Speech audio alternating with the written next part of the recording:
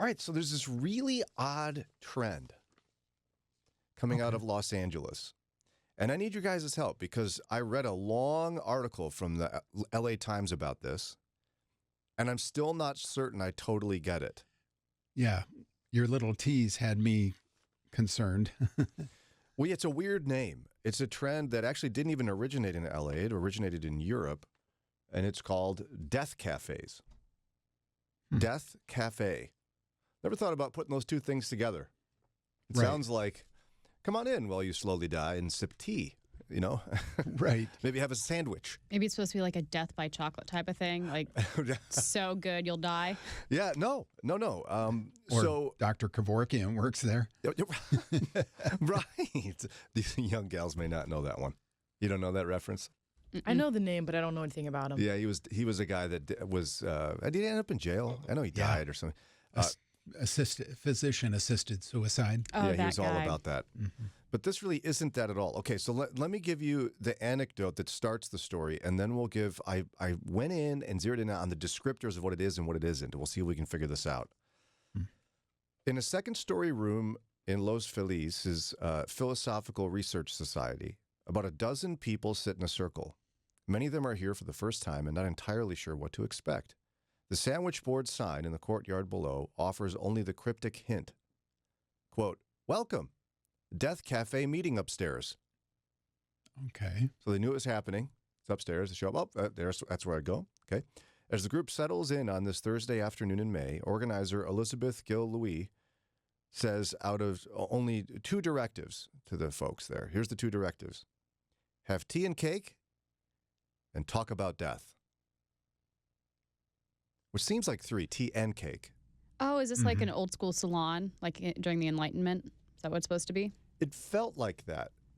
So for those who don't know, during the Enlightenment, there were things called salons in Paris, which it's not where you get your hair done. It was more like, in an American sense, a bar, a meeting place. But the purpose of the meeting place was to exchange ideas. Yeah. And the Enlightenment is where a lot of ideas were born that founded the American Revolution. I mean, those ideas were almost codified in the Declaration of Independence and the Constitution themselves. New ideas. But this is a themed one. Like, you don't just come in and talk about, I wonder what the meaning of life is, or what do you think of representative government and dictatorships? You know, it's death. Right. So this woman who's running this one is a 73-year-old artist who wears chunky jewelry and bold glasses. She starts by reading a passage from the musician Nick Cave's recent memoir. Who's Nick Cave? Don't know him. Not sure. We don't know. Oh, he's a musician, though. Okay. It's about how, in the face of staggering grief, speaking and listening can be a form of healing, which is ultimately what she hopes will transpire over the next couple of hours in this room decorated with patterned carpets and tall bookcases. Okay. So Got circle it? time? Yeah, so the Death Cafe, it's a place they have little treats, I like treats.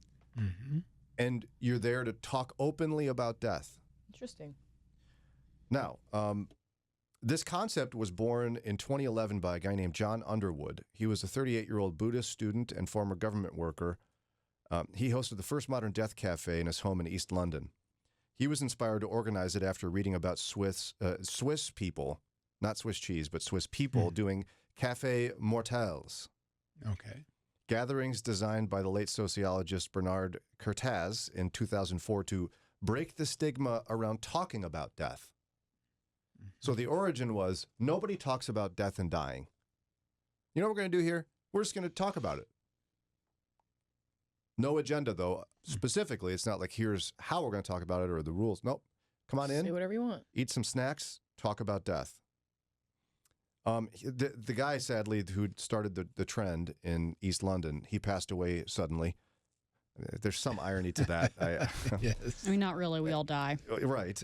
And yet, okay. And so apparently his family keeps track of how many death cafes there are. There's 18,000 death cafes around the world. So this is not like Interesting. it's just weirdo people in Los Angeles doing something that we're all like, here we go again, Los Angeles doing weird things. Yeah, they seem to have struck a chord. Now, there's one description from another group, and here's how it reads. Quote, a group discussion of death with no agenda, objectives, or themes. Do you see why I'm a little confused? I think the point is just come and chat about it. We don't really have a plan or a purpose. It's kind of like a third place. There's a particular topic that is of interest to everybody, and they've all agreed to just talk about it freely. Now, specifically, one group leader says it's not a support group and it's not a grief group. Okay. They said, my whole thing is to get people talking about death so they're not afraid when the time comes. However, to make matters more complex, it's not just about actual dying. It's also, because it says here, not everyone who attends these events has experienced a death in their family or community. Some attendees instead see death as a potent metaphor for life's big changes and all the grief that comes with them.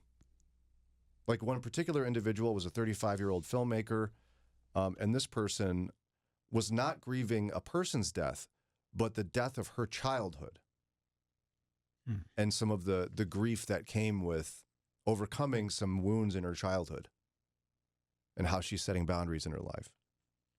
Now, I don't want my confusion to be a tone of derision here. I'm not trying to say, oh, this is so dumb. No, not at all. I'm intrigued by it. Right. And I'm trying to wrap my head around it. The woman who runs the anecdote I read at the beginning, she says, the Death Cafe can sometimes feel like group therapy, but she doesn't claim to be a therapist. She says, I think in a good way, we're not therapists because we're not just nodding and listening and letting them figure out their own truth.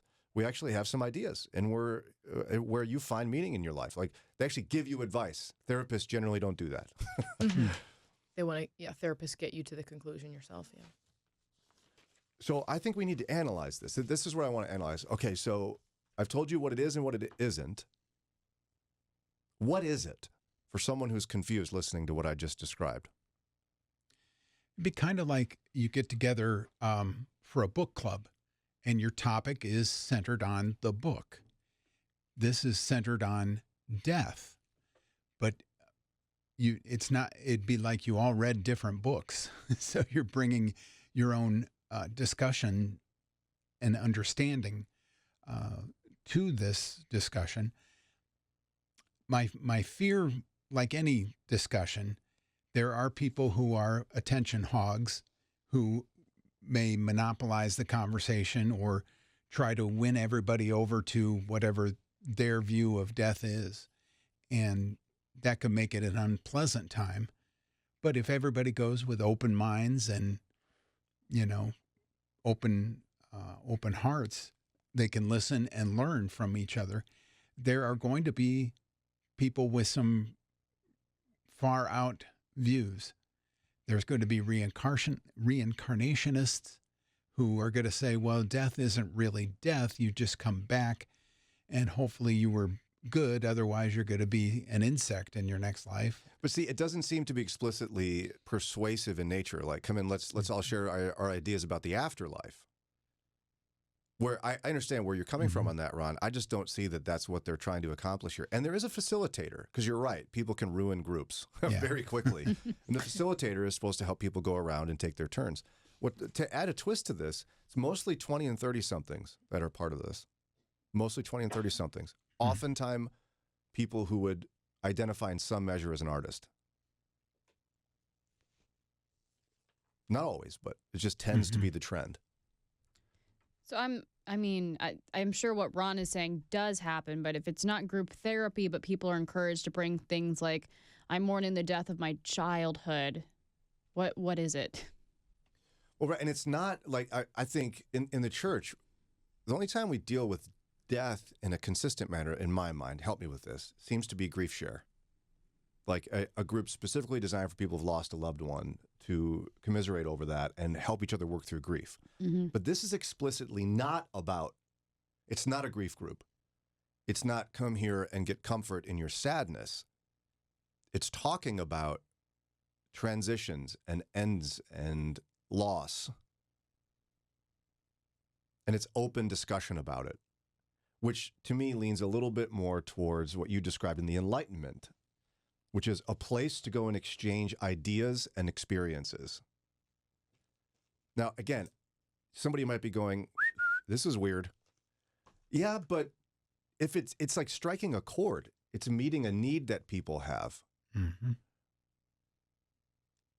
Do we, like, if somebody really wanted to chat about death or transition in their life, and they don't want therapy at the moment, they just want to kind of like talk to other humans about it. Do we have a place for that in the church? Do we have something set up where somebody would feel comfortable going and just having a conversation about struggles?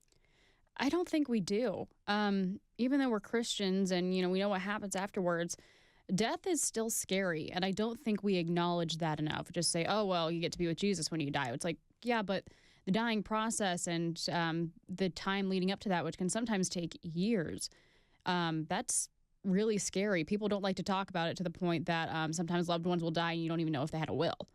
I do think we need to talk about this more. Yeah, and I think so often what we're trained to do is to defend the faith and communicate truth to other people. Many churches, with good intention, have turned into, it's almost like an education institution. We have classes on Sunday, and really somebody might on the outside come and go, yeah, you do worship, but ultimately you consume a lecture and take notes. So it's kind of like an institution of higher learning, not a community in which someone can go and explore ideas. But do we need that? Maybe that's not what the church does. I want to think through this a little bit more because, again, what we're seeing is a trend, 18,000 of these across the globe. They're very popular out west. And generally speaking, when things start in California, they start to spread around the rest of the country. What do we make of this as believers? And is there a need for us to meet? All right, I'm trying to think through from a faith perspective, a trend that the LA Times did a huge write-up on. That you might be, here we go. California's doing something weird. That's nothing new. They've always been kind of in a different planet. And yet, trends from California often is where the origin story is of trends that leak into the rest of the country. And it's a global trend. There's 18,000 death cafes around the world. And these are groups that get together, okay, and they have snacks. They're generally composed of 20 to 30-somethings. Often they are artists, and it's a place for them to talk about death openly. It's not a grief group.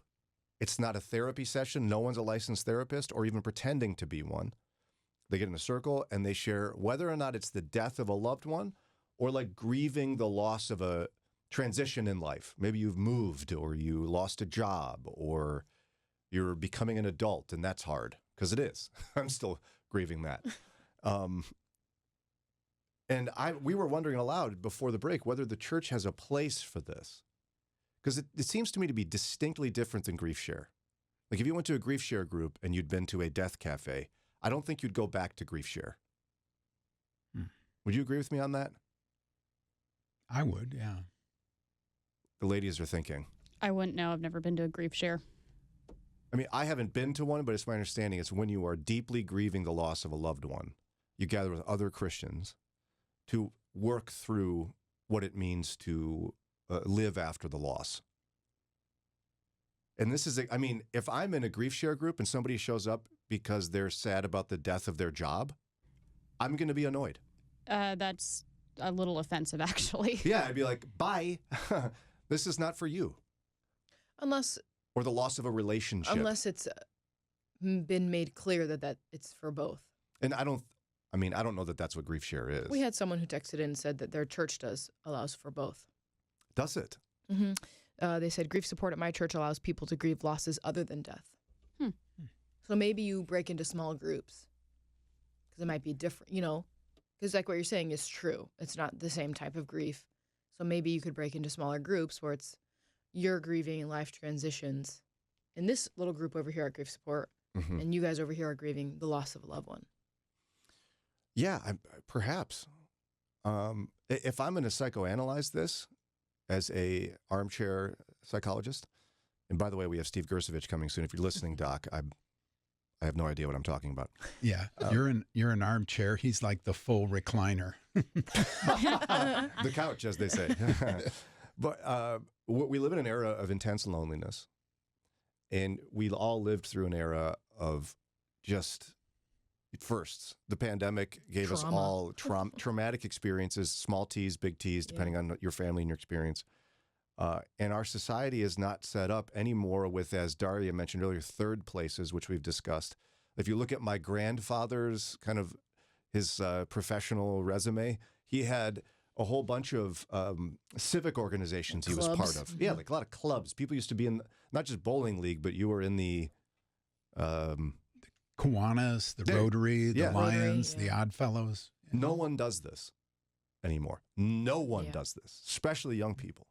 Yeah. And so there isn't a place to go and have conversation of value and meaning and depth without judgment or lecture. Hmm. And I hate to be like, am I wrong that we're kind of known for judgment and lecture? No, Sorry. you're not wrong.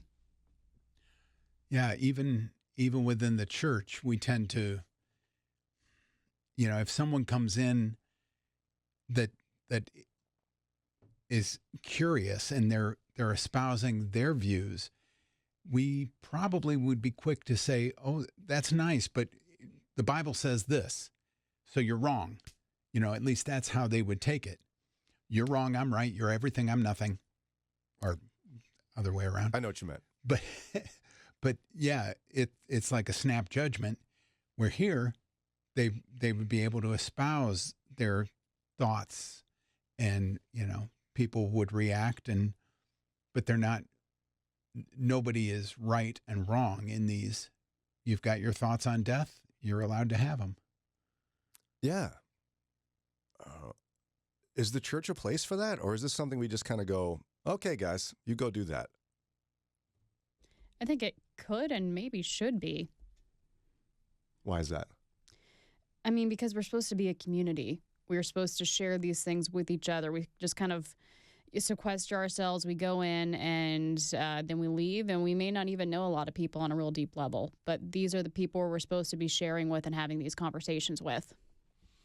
Yeah, and this is almost like group mentorship, it sounds like, in some way, doesn't it? Yeah. Talking through fears, worries, anxieties, thoughts, things you may be like scared to talk about with other people. Mm. Like you don't want to talk about death with your colleagues. I mean, we Yeah, are, right. but We're special. We're in a different Yeah, most- category. Most jobs, you can't just Yeah. go around the conference table and be what do you like, think about death? I'm really mourning my childhood recently. Yeah, I'm like, How about oh, you? And your family, if I try to raise anything Sure. about my eventual passing on, the kids freak out. Yeah. They don't want to hear about it. hmm But would it be destructive in a sense of being productive if a group of Christians, or maybe a Christian or two, kind of launched one of these, but never brought up in a convincing way the gospel?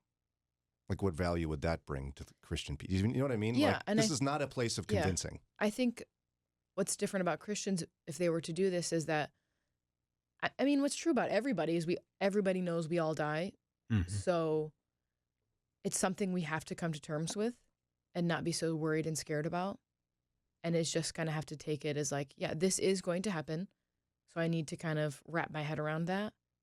But as Christians, we know the end. And so we can bring hope even in the fear and the worry. But do you think we're capable of doing it without proselytizing? If there was non-Christians there, Yeah. no. It would be very difficult. It'd be so, or you'd be almost like, I've got something to say, but I'm going to Yeah. bite my lip. I can't do it. Jesus! you know? But if you could, by presenting your views in a winsome, as they say, manner, people with questions would look to you, and maybe outside of the group say, I want to know more. I don't understand why you're not afraid of death. How can that Right. be?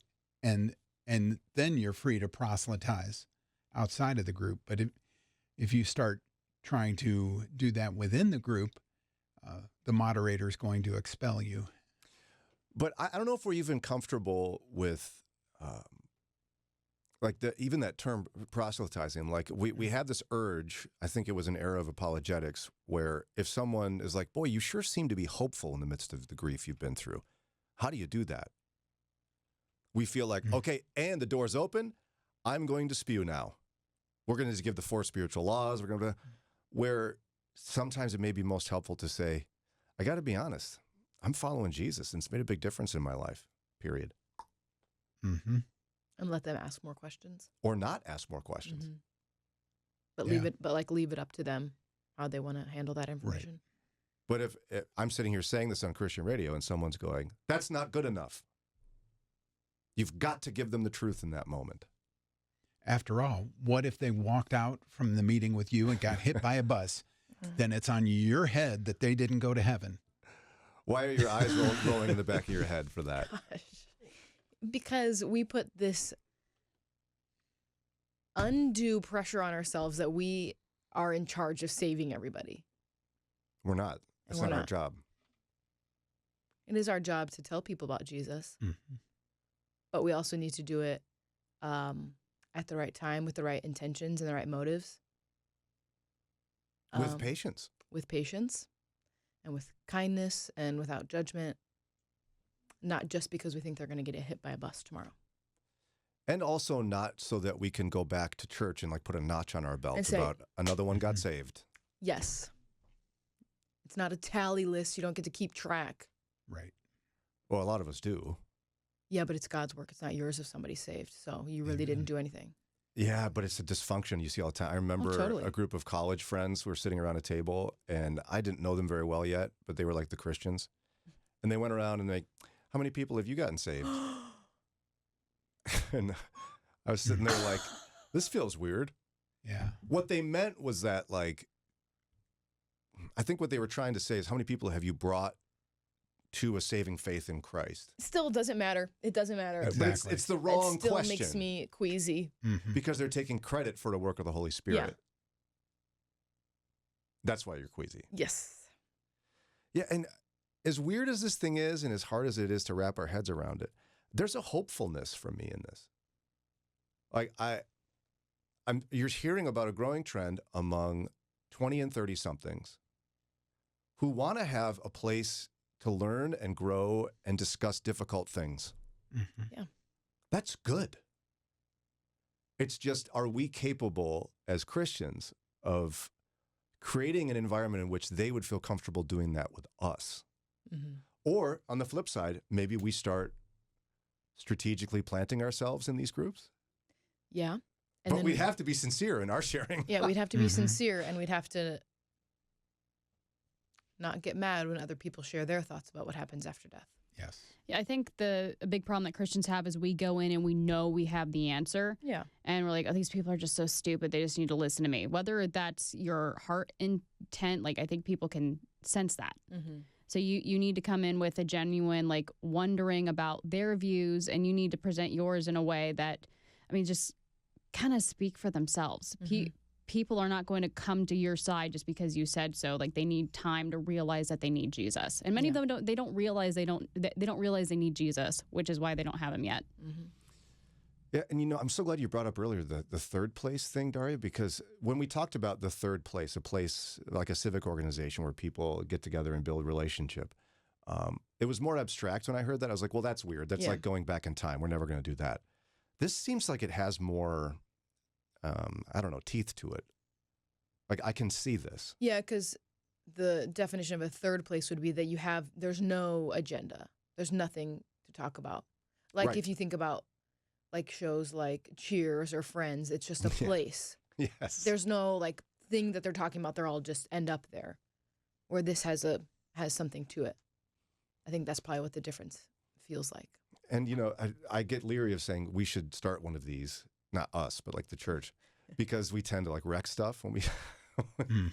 I hate to say it that way, but with good intention, we don't do it as well or something. But it's something to really pray about, I think, and see if this is an entry point in a culture that's hostile to the Christian faith, where we could be known for being welcoming to people who are looking to grow and be open Mm-hmm. without us, smashing our Bibles in their faces. Mhm. Because you really can, I think, through slow relationship building, those of us who've done it in our lives, I've done just a couple of times where someone who doesn't know Christ, it can take years to build trust with these individuals Right. and build a real relationship before the door gets open that you have to cautiously walk through. You can't just barrel through. But maybe I'm nutty. Who knows? It's an abstract concept. Thanks for the discussion, guys. You guys are the best.